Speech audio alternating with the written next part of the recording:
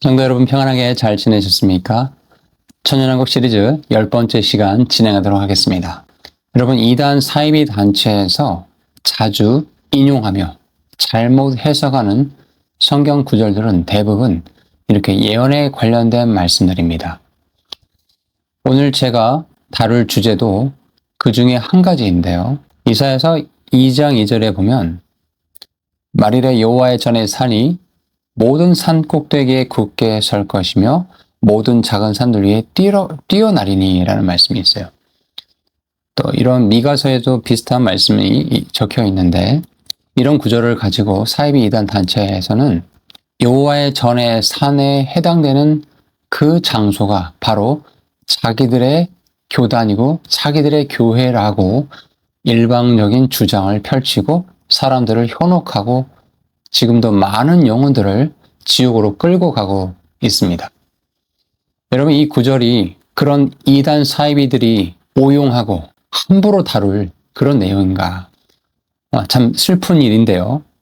성경을 무조건 비유와 상징, 예언의 말씀이니까 비유와 상징으로만 풀려고 하니 그런 정말 한 줌의 하나님 보시기에 정말 쓰레기와 같은 그런 단체들이 많은 영혼들을 미혹하고 영혼을 지옥으로 끌고 가는데 이 귀한 성경 구절을 악하게 이용당하고 있는 것이 오늘날의 현실입니다. 제가 천년왕국 시리즈를 지금 이렇게 계속해서 진행 중에 있는데 바라기로는 이 말씀을 듣는 성도님들 또 동역자 여러분들이 단순히 예언에 관련된 지식의 증가에만 만족하지 마시고 이 말씀들을 온전히 잘 소화하셔서 주변에 믿지 않는 영혼들에게 복음을 전하고 또 혹시 그런 이단 사이비에 빠져있는 안타까운 지인들이 있다면 그들을 올바른 곳으로 다시 이끌어내는데 저와 함께 공부한 이 지식들이 올바르게 사용되기를 간절히 바랍니다. 오늘은 천연왕국 시리즈 10번째 시간인데요. 지난번 시간에는 우리가 앞 시간에는 사람의 회복에 대해서 공부를 했어요. 오늘은 천년왕국 기간에 이 지구상이 물리적인 환경이 이 땅이 어떻게 회복될 것인가에 대해서 성경을 근거로 또 여러 가지 과학적인 사실들을 바탕으로 여러분들께 하나하나 설명을 드리는 시간을 갖도록 하겠습니다. 오늘 내용이 약간 과학적인 내용이 많다 보니까 여러분들에게 좀 어렵게 다가갈 수도 있는데 제가 천천히 최대한 쉽게 여러분 이해할 수 있는 그런 내용들로 잘 전달하도록 해보겠습니다. 아직 본격적으로 오늘 강연의 시작에 앞서서 아직 제 채널을 구독하지 않는 분들은 구독과 좋아요로 함께 해주시길 부탁을 드립니다. 오늘 5가지 질문을 제가 다룰 건데 서두에 말씀드린 여호와의 전에 산이 모든 산 꼭대기에 높이 솟아 굳게 설 것이다라는 그 의미가 도대체 무엇인가? 그리고 예수님께서 이 땅에 재림하실 때 저 올리브산, 감난산 위에 서실 터인데 그때 이 지구상의 지각의 변동은 어떻게 일어나고 어떤 현상들이 생길 것인가? 자, 그리고 여러분 사해 들어보셨죠? 이스라엘에 있는 염분이 너무 많아서 생명체가 살 수 없는 그 사해가 말씀에 보면 이제 그곳에서 물고기를 잡는 일이 천년왕국 시기에 발생할 거라고 성경이 예언하고 있는데 어떻게 그런 일들이 가능한 것인가? 또한 해도 달도 아닌 새로운 빛이 그 천년왕국 시기에 비춰질 터인데 그 빛의 실체는 무엇인가? 그리고 또 그 시기에 여전히 비가 내리고 기후의 어떤 변화들이 있고 계절의 변화들이 있을 터인데 그 시대는 도대체 어떤 작동 원리로 그런 변화들이 생기는 것인가? 이런 내용들을 바탕으로 성경의 깊은 달콤한 진리를 여러분들에게 하나하나 오늘 이 시간 나누도록 하겠습니다.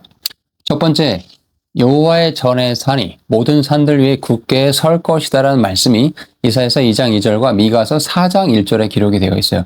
미가서 4장 1절에도 보면은 끝날에 여호와의 전의 산이 산들의 꼭대기에 굳게 서면 작은 산들 위에 뛰어날 것이다 라고 말씀이 이렇게 적혀 있습니다. 우리가 이 내용을 정확하게 이해하기 위해서는 원어를 좀 보실 필요가 있는데, 자, 굳게 선다라는 이 표현은 히브리어로 나콘이라고 합니다. 즉, 단단히 자리를 잡는다라는 뜻이에요. 그리고 뛰어난다라는 표현은 니사라고 하는데 들려 올라간다라는 뜻이에요. 뭡니까?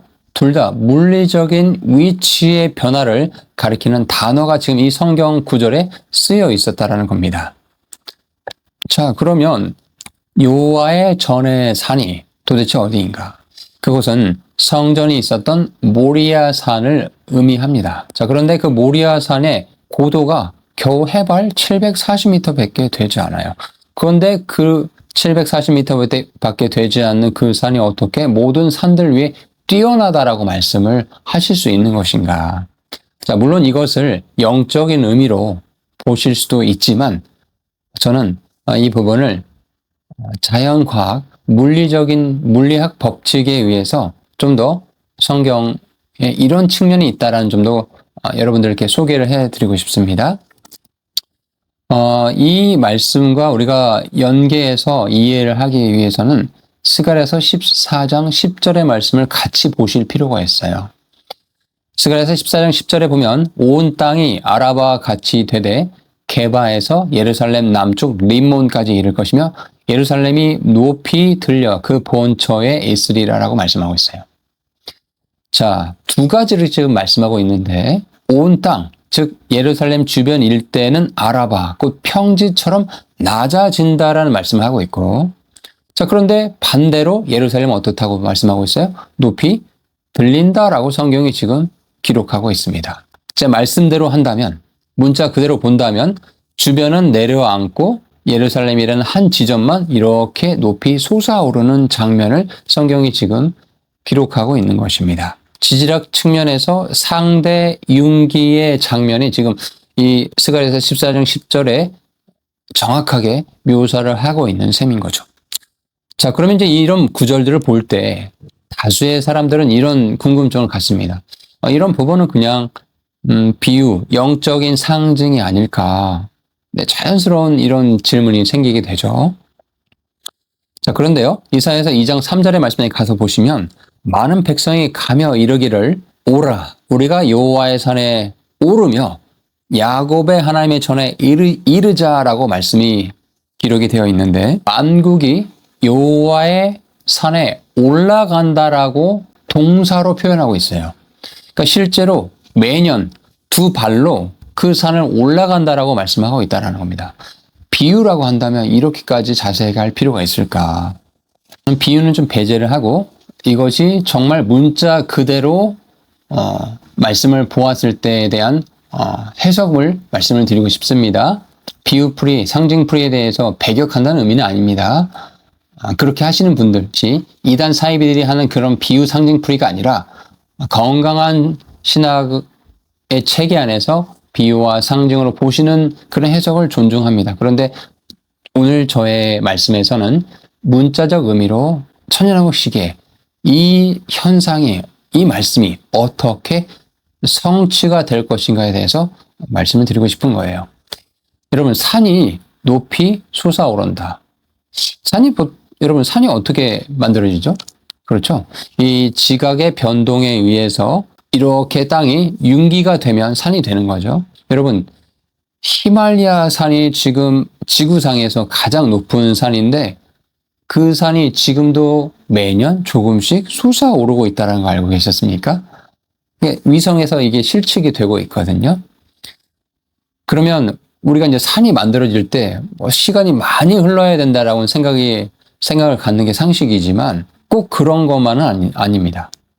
1964년 알래스카 대지진 규모 9.2 강도의 그 지진으로 인해서 그 단 한 번의 지진으로 인해서 몇 분 사이에 땅이 최대 11.5m나 솟아오르는 사건이 있었습니다. 그러니까 섬 하나가 사람의 키의 7배 높이로 순식간에 들려 올려져 버린 것이죠.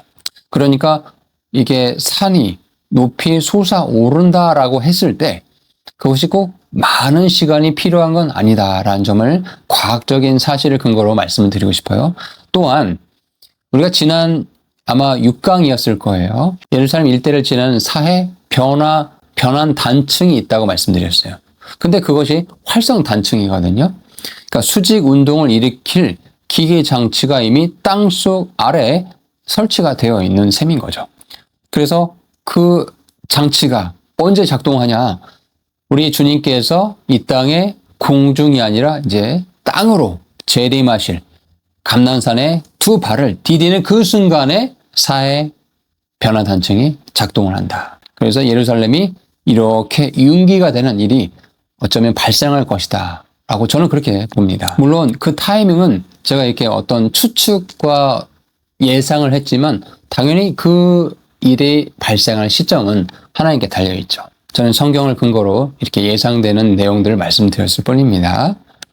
저는 말씀을 여러분들께 나눠 드릴 때 정말 두려운 마음으로 연구를 합니다. 한 강이 정말 철저하게 성경을 근거로 체크하고 조직신학책을 보고 그에 관련 서적들을 많이 참고해서 보면서 이 강의 원고를 만들고 있거든요. 그 일에 많은 시간과 사실 물질이 많이 쓰여집니다.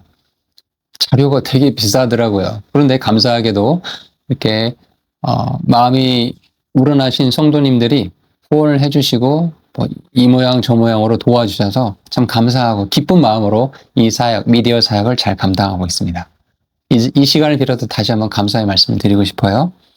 자, 이런 일들이 어떻게 가능할 것인가? 또 다른 성경의 관련 구절을 우리가 참고해서 보실 필요가 있는데 스가랴서 14장 4절 5절의 말씀에 가서 보시면 그날에 그의 발이 예루살렘 앞 동쪽 감난산에 서실 것이요 감난산은 그 한가운데가 동서로 갈라져서 매우 큰 골짜기를 이룰 거다라고 성경이 말씀하고 있어요. 그러면서 산 절반은 북으로 절반은 남으로 이렇게 옮겨질 거다. 그리고 너희가 그 산 골짜기로 도망하되 유다왕 우시아 때의 지진을 피하여 도망한 것 같이 하리라라는 이 묘한 구절이 적혀 있습니다. 왜 마지막에 묘한 구절이라고 했냐면 그 유다왕 우시아 때의 지진을 피해 도망한 것 같이 이 표현 때문에 그러거든요. 자, 우시아 시대의 지진은 신화일까요? 그렇지 않아요. BC 760년경 실제로 그 사건, 그러니까 그 일이 일어났고 날짜가 추정이 되며 땅 속에 흔적이 남아있는 사건입니다. 고고학자 이가엘 야딘과 데이비드 우시시키는 하솔과 라게스의 파괴층에서 이 지진의 흔적을 발견하고 BC 760년경으로 연대를 매겼습니다. 게셀, 가드, 그리고 2021년에 마침내 예루살렘 다윗성까지 불에 탄 흔적이 아닌 무너진 벽과 깨어진 토기의 지진 파괴층이 나왔습니다. 규모가 얼마나 됐냐고요?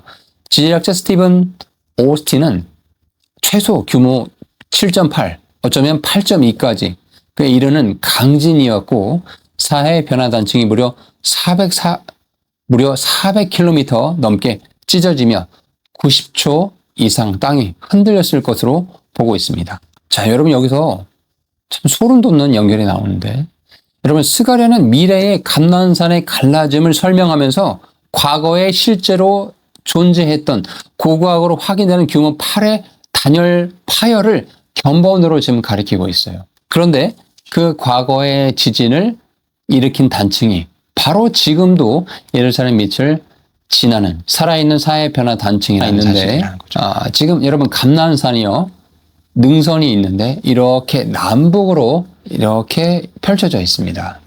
자, 그런데 성경 본문을 잘 보시면은 산이 어떻게 갈라진다고 되어 있어요? 네, 잘 보셨네요. 네, 동서로 갈라진다고 되어 있어요. 남북 능선으로 되어 있는 그 산이 동서로 찢어지면 동쪽으로는 어디를 다다르냐면 사해와 요단 지구대까지로 곧장 뻗어나가는 새 통로가 생기게 됩니다. 자, 이 방향이 되게 중요한데요. 왜냐? 에스겔서 47장에 생명의 강이 동쪽으로 흐르거든요. 즉, 감난산이 갈라짐으로 인해서 만들어진 그 골짜기가 그 강이 흘러 도착할 강바닥과 정확하게 같은 방향이라는 거예요. 갈라짐은 도주의 길이면서 동시에 강의 수로가 된다는 겁니다. 하나의 균열이 두 가지의 역할을 하고 있는 것이죠. 자, 이 문맥이 참 신비로운데 우리 하나님이 참 놀라우신 분이에요. 만국의 군대가 예루살렘으로 에워싸고 그 도시가 함락 직전인 그 순간에 이 일이 발생한다는 거예요. 그분이 강림하시면서 산이 갈라지는 그 동작이 세 가지를 전하고 있는데, 첫 번째는 심판. 그분께 맞서 모인 모든 적들이 흩어진다. 두 번째는 구원. 갇혀있는 그분의 백성들에게 도주의 길이 열린다. 산이 갈라져서 길이 생겼으니까. 세 번째는 공급. 그 골짜기가 곧 생명의 강이 흐를 강바닥이 될 것이다. 스가랴서 14장 8절에도 보시면 그날의 생수가 어디에서? 예루살렘에서 솟아나서 어떻게 된대요? 절반은 동쪽으로 절반은 서해로 흐를 것이라. 여름에도 겨울에도 그러하리라 라고 성경이 말씀하고 있습니다. 할렐루야. 이 구절이 이제 사해의 변화와 연결이 됩니다. 자, 먼저 우리가 사해를 살펴볼게요. 해발 430m. 근데 아래로 430m예요. 지구 육지에서 가장 낮은 호수이고 염도는 무려 약 34%로 추정이 되고 있습니다. 여러분, 바닷물이 3.5%이니까 거의 10배에 가까운 수치인 거죠. 너무 짜죠? 무거워요. 그러니까 물고기도 식물도 어떠한 생명체도 그 사이에서 살 수가 없습니다. 그저 사람이 둥둥 떠 있을 뿐이죠. 그런 사진 아마 보셨을 거예요. 말 그대로 죽음의 바다죠. 자, 그런데 성경에 보면 그 사해 바다가 살아난다고 말씀을 하고 있는데 어떻게 이런 일들이 가능할 것인가? 먼저 화학 이야기를 좀 해봅시다. 여러분, 민물은 짠물보다 어떻냐면 가벼워요. 그래서 만약에 사해처럼 매우 무거운 염수가 있는데 거기에다 이렇게 민물을 부으면 어떤 일이 생기는 줄 아십니까?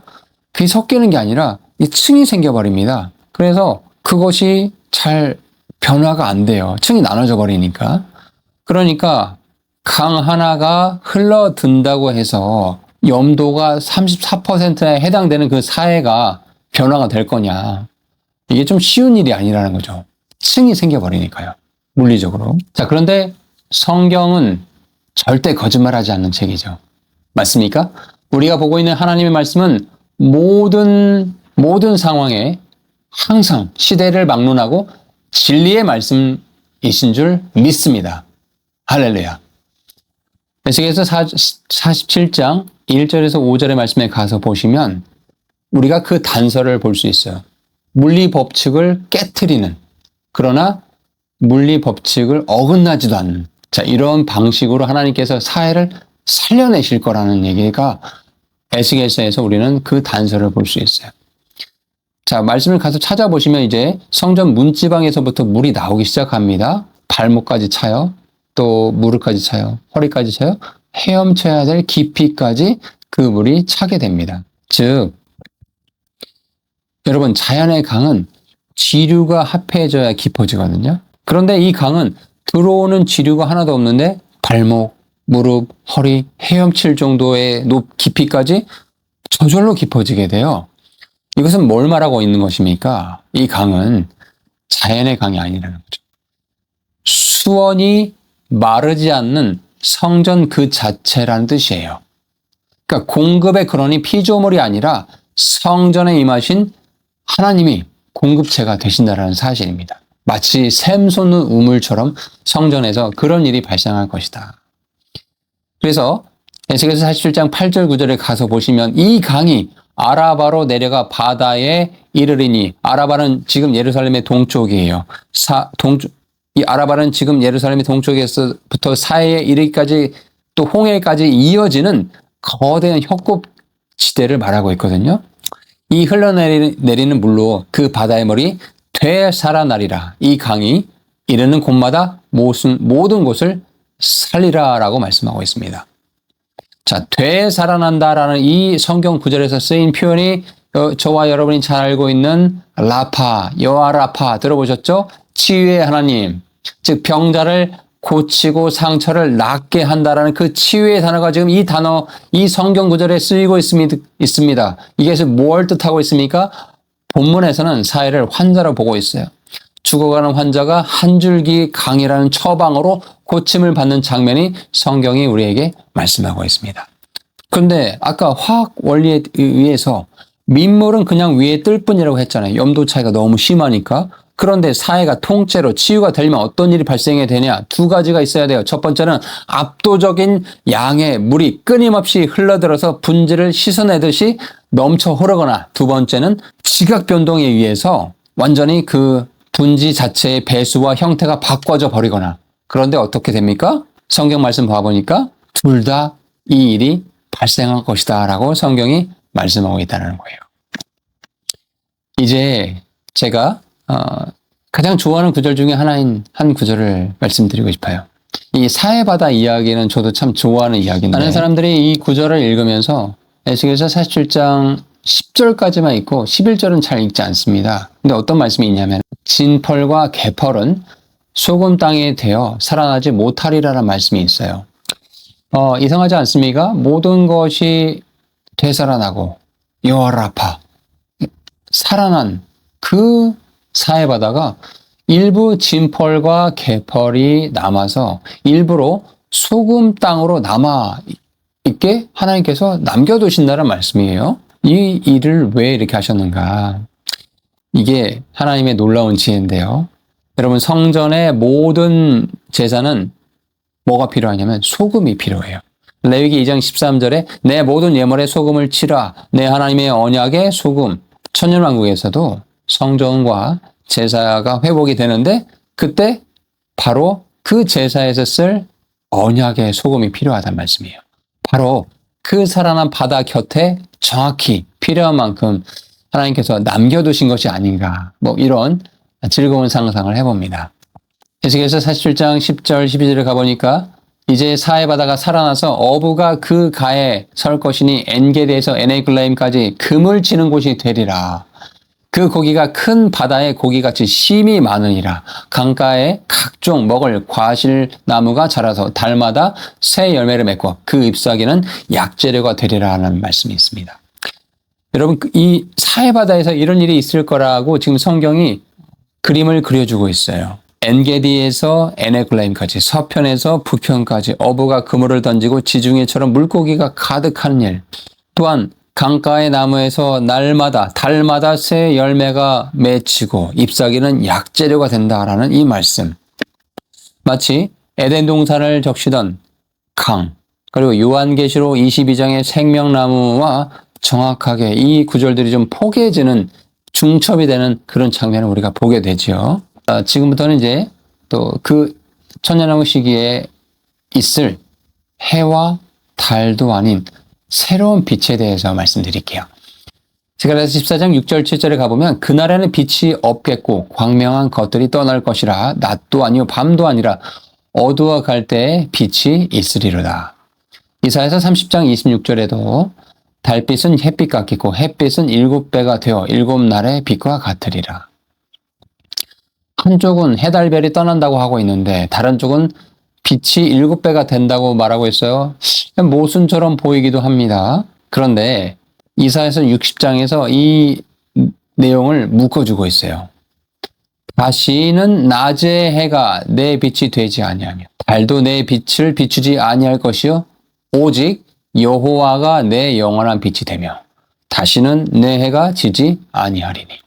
여러분, 지금 우리가 알고 있는 해와 달과 별, 이 피조물이 하나님 보시기에 이것도 다 피조물들이에요.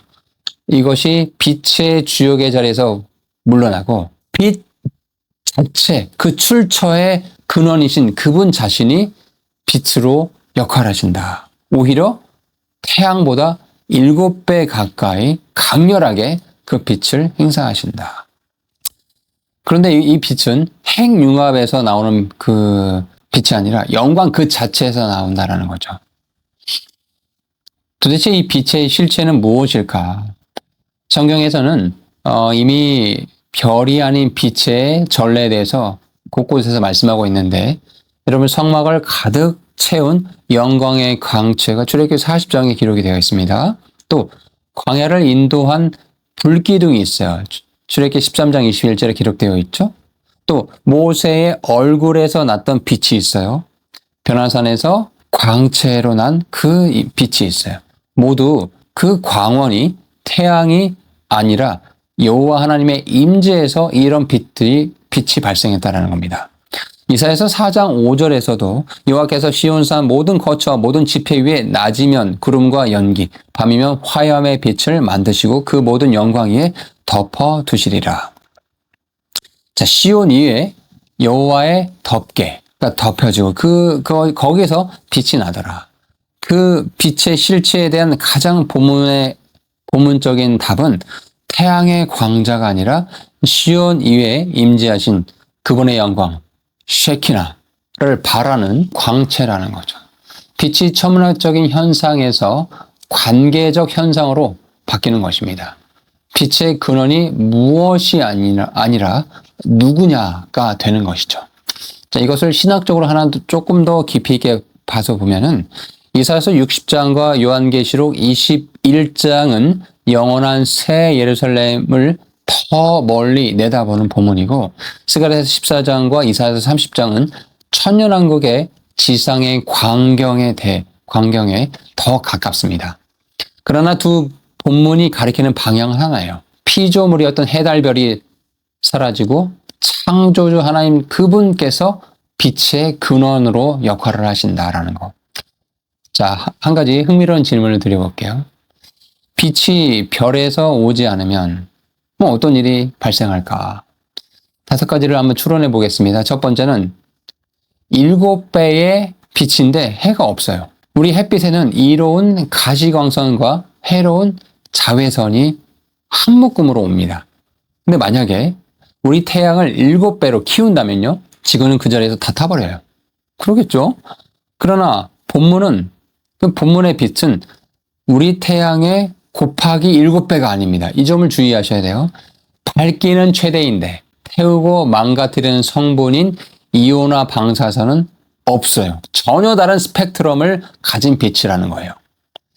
밝음과 해로움이 분리가 될 수 있다는 거죠. 두 번째, 밤이 없다. 성경 구절에서 이런 말씀 보신 적 있으실 거예요. 빛이 끊기지 않으면 광합성이 끊기지 않습니다. 식물 생산성이 폭발한다라는 거예요. 아모스 9장 13절은 파종하는 자가 곡식 거두는 자의 뒤를 이으리라. 추수와 다음 파종을 따라잡지 못할 만큼 풍년이 있을 거라고 말씀하고 있다는 거죠. 이 부분은 지난 시간에도 제가 한번 언급을 드렸습니다. 또한 에스겔서 47장에 보면 달마다 맺는 열매도 바로 이 끊이지 않는 빛이 만들어낸 그 결과물이다. 빛이 곧 추수 기적의 엔진 역할을 하고 있는 것이다. 세 번째, 해가 지지 않는다라고 말씀하고 있어요. 이사야서 60장 20절에. 또 계절의 극단. 지금 우리가 살고 있는 지구가 자전축이 이렇게 기울어져 있다 보니까 혹한과 혹서가 있거든요. 근데 그것이 누그러져요. 기후가 안정이 돼요. 달이 해와 같다. 한쪽에서 쏘는 점광원, 태양이 만드는 날카로운 그림자가 아니라 하늘 전체가 은은히 빛나는 그림자가 없는 면 광원의 세계일 가능성이 높다라고 저는 그렇게 봅니다. 흐린 날에 부드러운 빛을 떠올리되 어둡지 않은 찬란한 버전. 그 출처가 바로 시온이의 영광의 덮개에서 나올 것이다. 자, 그리고 밤이 없다라는 것은요, 숨을 어둠이 없다라는 거예요. 여러분, 우리가 사는 세상의 범죄는 대부분 밤에 일어나지 않습니까? 그만큼 사람의 본성이, 죄된 본성이 빛보다는 어둠을 사랑하고 있기 때문이죠. 그런데 그 세계에는 어둠이 없습니다. 물리적으로만으로도 아니라 도덕적으로도 감출 곳이 사라져버려요. 영광으로 가득 찬 세상, 아무것도 숨길 수 없는 그 세상이 바로 그 빛의 광학이 그대로 거룩을 설교하고 있는 것이죠. 스가랴서 14장 17절에 보면 또 이런 말씀이 있습니다. 땅의 족속 중에 그 왕 만군의 여호와께 예배하러 예루살렘에 올라오지 아니하는 자에게는 비를 내리지 아니할 것인지요. 참 재미난 말씀이죠. 천년왕국에 비가 내리는데 자동이 아니라 조건이라는 겁니다. 만국이 매년 올라가서 예배하면 그 지역은 비를 주지만 거부하면 하나님께서 비를 주지 않아요. 여러분 물이 없으면 아무것도 살 수 없거든요. 신명기 11장에 순종하면 이른 비와 늦은 비를 주리라 라고 말씀하고 있죠. 어쩌면 그 말씀이 이제 천년왕국 시대에 전 지구적으로 눈에 보이게 회복이 되는 것이다 라고 이렇게 볼 수가 있습니다. 하나님을 높이는 일, 그 일과 땅에 번성하는 일 사이의 인과관계, 즉 누구도 부인하지 못하게 보이는 시대, 마치 자유민주주의를 택했던 대한민국은 찬란하게 발전했지만 자유를 억압한 북한의 공산 정권은 아직도 어둠 속에 있는 것처럼, 그 지도 보신 적 있죠? 찬란한 우주에서 찍은 이 한국의 모습을 봤을 때 남한은, 대한민국은 빛이 찬란하게 빛나고 있는데 북한은 어둠에 있는 모습을, 아마 여러분 그런 사진을 보신 적이 있을 겁니다. 마치 그런 것처럼 하나님을 높이는 민족에게는 눈에 띄게 축복하시지만 천년왕국 시기에 까불고 불순종하고 하는 그런 민족에게는 보이게, 눈으로 확 보이게 교육해 주시는 시대가 바로 천년왕국 시대이다. 또한 초막절에 대한 부분도 좀 기억하실 필요가 있는데, 초막절은 추수와 수장의 절기죠. 추수가 예배에 달린 세계입니다. 가장 잘 어울리는 절기인 거죠. 그러니까 본문은 비가 필요 없어 보이는 이집트에서 말까지 콕 집어서 말하고 있어요. 지형으로 예외를 살 수 있는 나라는 없다라는 뜻입니다. 어느 민족도 우리는 비가 내리지 않아도 살 수 있어, 이런 식으로 거만하게 굴면서 예배를 면제받을 수 없다, 면제권이 없다라는 말씀을 하고 있습니다. 자, 오늘 공부한 내용을 제가 이렇게 하나의 표로 이렇게 만들었으니 이 내용을 하나하나 다시 한번 곱씹어서 보시기 바랍니다. 오늘 강의는 여기까지입니다. 강의를 마치면서 한 가지 말씀을 더 드리고 마무리하고 싶은데요. 여러분, 우리가 사는 이 인생을 생각해 보면 어쩌면 사해의 가장자리 같은 인생을 살고 있지 않는가, 이런 생각이 들 때가 있습니다. 가장 낮고 너무 짜고 인생이 너무 짜다라고, 인생이 참 눈물이 많다라고, 도무지 살 가망이 없다라고 이렇게 낙심하고 괴로울 때가 아마 있을 겁니다. 저도 그런 괴로운 시간들이 참 많이 있었습니다. 그런 시간, 그런 자리를 한번 떠올려 보시기 바라요. 그런데 천년왕국 시기에 그 죽어있던 사해가 살아납니다. 근데 살아날 수 있는 유일한 방법은 뭐였습니까? 생수의 근원이신 예루살렘 성전에서 마치 우물처럼, 생수처럼, 온천처럼 물이 자동으로 솟아올랐기 때문에, 또 지각의 변동이 있었기 때문에 그 죽어있던 사해가 완전히 180도로 변해서 살아있는 생명체, 달마다 열매 맺는 그런 아름다운 곳으로 변화가 된 것을 여러분, 우리가 살펴봤어요. 함께. 이 말씀을 함께 공부하는, 함께 하나님의 말씀 깊이 묵상하는 저와 여러분의 삶 가운데 하나님의 말씀의 진리를 깊이 묵상하고, 그 묵상이 우리의 삶에 어둠이 찾아올 때마다 생수의 근원이신 하나님 앞으로 그 문제를 가져와서 해결받고 다시 되살아나는 그런 어떤 영적인 적용에 있는 그런 삶이 되기를, 저와 여러분의 삶이 그렇게 되기를 소망의 말씀을 드리고 싶습니다. 긴 시간 동안 함께 해주셔서 감사드리고요. 또 한 주간 동안 평안하게 잘 지내시기 바랍니다. 함께 해주셔서 정말 감사드립니다. 주님은 늘 선하십니다. 할렐루야. 감사합니다.